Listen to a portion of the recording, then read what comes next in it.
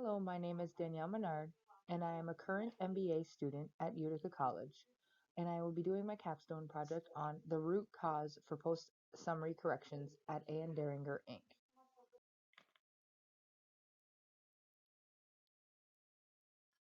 Some key terms you may hear throughout this presentation are PSC, which means post-summary correction, CBP, which means Customs and Border Protection, ACE or ACE, called the Automated Commercial Environment, HTS, which is a harmonized tariff system, LDs for liquidated damages, CF 28 or 29, which are essentially a request for information.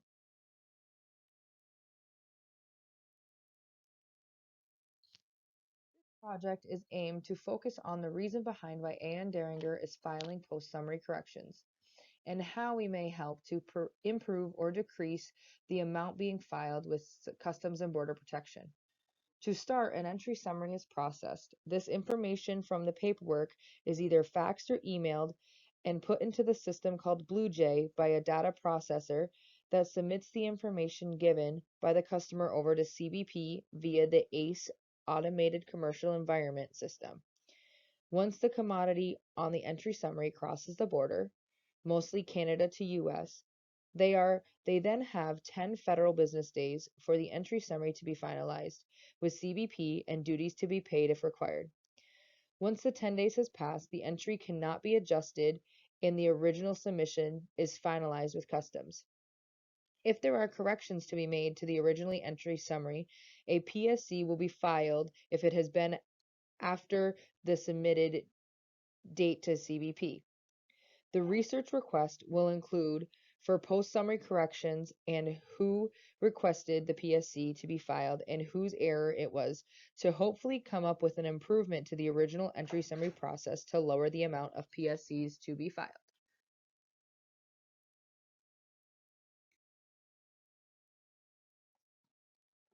Deringer was founded in 1919 by Alfred Neil Deringer. Deringer is a privately held corporation that employs more than 450 supply chain professionals in North America. Nearly 50% of their operations personnel are licensed U.S. or Canadian customs brokers or carry other specialized certifications. As the largest privately held customs broker in North America, they rank fifth overall for the quality of their entries filed. Deringer helps deliver value to their customers by providing integrated supply chain solutions, including customs brokerage, international transportation, warehousing and distribution, customs compliance consulting, USDA meat inspections. Their corporate headquarters remains in St. Albans, Vermont, where they were founded 100 years ago. Their nationwide service centers are located at major air and vessel ports along the US-Canadian border and are complemented by a global partnership network to facilitate the movement of cargo throughout their primary markets of North America, Europe, and the Pacific Rim. The project aims to figure out the root cause of post-summary corrections at A. and Deringer. The process of PSCs will be explained, how and why they occur, and the evaluation of an internal report will be done to hopefully see where the issues lie. Participants include the post-entry team in Champlain, New York, and all of the classifiers across the entire company. A study of the report data will be used to compare the differences on who, the classifier, what, the reason for the PSC, and where, which port the file originated from, the most errors occur, and hopefully give a solution on how we can improve them.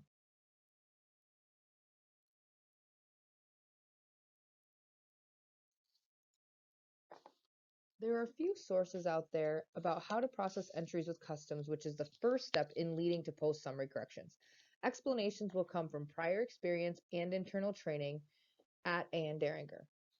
A. and Deringer Inc. is a customs broker. Customs brokers are private individuals, partnerships, associations, or corporations licensed, regulated, and empowered by U.S. Customs and Border Protection to assist importers and exporters in meeting federal requirements governing imports and exports. Brokers submit necessary information and appropriate payments to CBP on behalf of their clients and charge them a fee for this service. Entry summary refers to the documentation necessary to enable U.S. Customs and Border Protection to assist duties, collect statistics, and determine whether other requirements of law have been met. An import specialist at A.N. Deringer possesses this information that gets sent to customs for the shipments crossing the border and processes it within the internal system. This information is sent to customs on a form CBP 7501, which determines the relevant information customs needs regarding the imported commodity. Different commodities have different tariff numbers that help determine the duty rate based upon the Harmonized Tariff Schedule Book, or the HTS.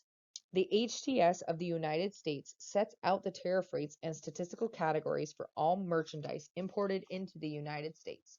The HTS is based on the International Harmonized System, which is the global system of nomenclature applied to most world trade in goods. The entry summary then has 10 days to be finalized and paid if duties are due to customs. The entry will be given a liquidation date. The liquidation date is the process through which customs completes its review of an entry and finalizes its position as to the duties. When the duties are paid at the time of entry, they are referred to as deposits because they are not considered customs' finalized assessment of duties owed. Generally, the entry remains unliquidated for a period of 314 days after the date of entry. During this interim period, the entry information may be revised with a PSC regarding country of origin, classification, valuation, or etc. The 314th day marks liquidation. An entry is deemed liquidated by operation of law through customs in action within 1 year from the date of entry or reconciliation, unless extended. Post-entry summary corrections and there are a couple of different types of them. Non-revenue types that make corrections that do not affect the duty being paid to customs, possible refunds back to the customer, and tenders, which the customer needs to pay more duty back to customs.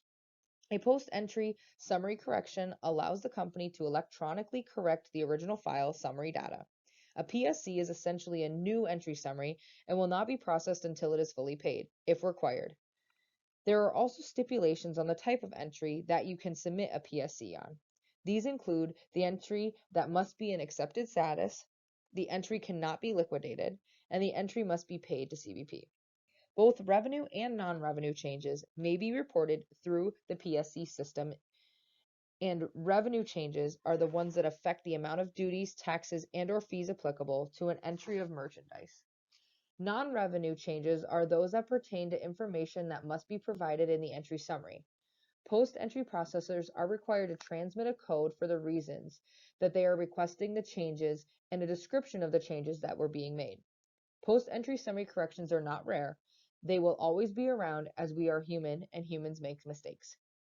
The post-entry summary data report came from the ID department at A.N. Deringer, and over the past few years they have tried to test and create an area within their IT service desk to help organize these PSC requests. This program is very useful as it is a tasking program where you can task a PSC to a processor to have them work on that file. And you can track things like the entry number, who it was issued to, what it was caused by, what type of error it was, and other areas can be filled out in that. As long as the processor completes these areas, we will be able to get a report that we can break down to see where the potential issues may lie. The report that I received, it was broken down from 2018 to 2019 post summary corrections. These are the ones processed by A.N. Deringer. I narrowed it down to 4,146 files that had some type of correction filed within the last 2 years. This report is a work in progress as some areas are not filled out completely. For example, when I remove the files that do not have information in the column that is for whose error, I go from 4,146 files to 1,131 files. Of the 1,131 files, 972 are labeled with issues either by CBP, the client, or Deringer issue. Out of 972, 71 of them were considered CBP related, 466 were client related, and 435 are Deringer related. These numbers actually made me feel a little better than I thought, with the client request for issues being higher than that of Deringer internal issues. In asking for this report and trying to break it down with what I need, I noticed that the post-entry department could most likely do a better job of recording the resolution methods, which are either by Derringer, client, CBP, or even another, on what the issue was, and the post-entry category, which is the type, like a bill, a PSC, or liquidated damages, or a CF-28. Training. A perfect employee training and development program must be a mixture of knowledge, career development, and goal setting. Recently, Ann Derringer did a company-wide survey to see how they were doing overall as a company. Training was an area that some people seem to have the issue with. Derringer has recently tried to step up in their training, making it more consistent. In the survey, they were able to tell that the more senior employees and the newer employees felt as though the training was good, but it was the middle of the road employees that seemed to feel there was a lack in training. It was also noted that the post-entry team may need a little more training on completing those closeout processes when they finish their PSCs and make sure they are filling out the information needed to help decipher issues or look at statistical reports. When learning my new position within the post-entry department, it was noted to me about filing the closeout information a little bit longer than a month after I had been already processing this work. Documents provided. All of the documents on hand are professional and thorough. They provide the reader with detailed information and explanations on the charges and how to and why to file post-entry corrections. Most of the information is from years ago, but it's still in place. However, we are transitioning into a more technologically advanced area, and Customs is requesting and accepting corrections and paperwork through the ACE system or your imaging system. All of these articles pertain to Customs and Border Protection and the information on what, by whom, by when, from where, and how to file the post-entry summary corrections and why it is, what it is they are hoping to solve.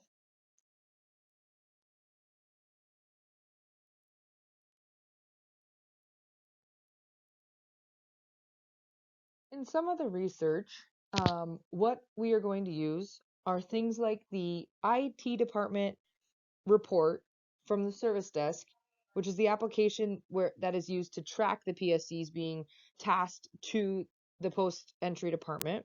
The data comes from the information provided by the person or classifier requesting the post summary correction, and it is updated with information from the post entry classifier that is doing the changes. We will also do informal interviews of the current people that work at A. Derringer to see how they believe why post summary corrections happen. Also, utilize the survey that was previously done throughout the whole company. It was a anonymous survey, but there was a general consensus on training and issues they may find within the company for training purposes. Who the people that we are going to be either doing informal interviews with or the surveys will be the classifiers within the Champlain office, as that is the easiest accessible area for me, and the post entry specialists that do the corrections and file them with CBP. Um, the how is also to find the root problem and hope to implement new SOPs or training materials to reduce the number of PSCs being requested that are of Derringer error.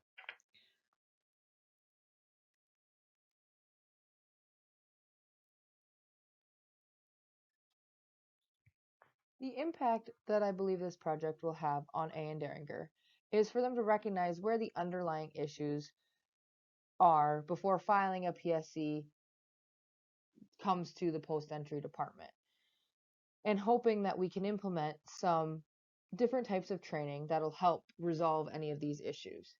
The cost, of course, would be free to Derringer, as I currently work there and I am using this as my MBA project.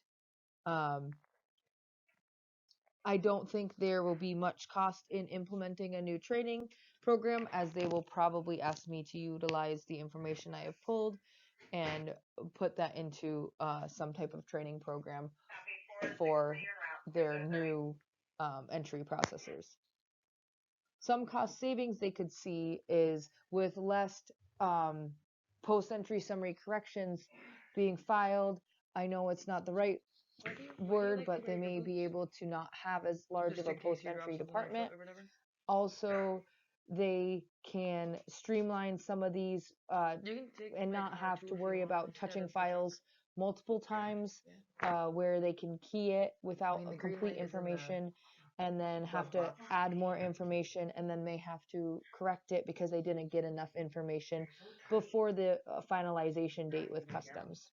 I have to finish watching this. I believe that there will need to be added employee training as when it did, it only we are uploaded it as coming up 46 with seconds. a new So none of my and hopefully verbiage uploaded. area do this, I of think, implementing some training and some recognition of issues that are within the company and internally to correct these errors that may be happening, especially the simple errors. Some of the potential outcomes would be that we would have better customer service to our customers. They would see that we're not making as many errors or having to correct their entries.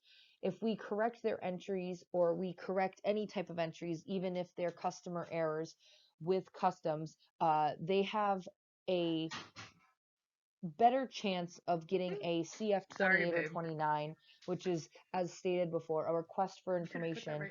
And those requests for information dig a little deeper into the paperwork and a little deeper into the company questioning things. So essentially, less PSCs for customers means less possible red flags with customs that make them alerted to being able to check up on our customers more.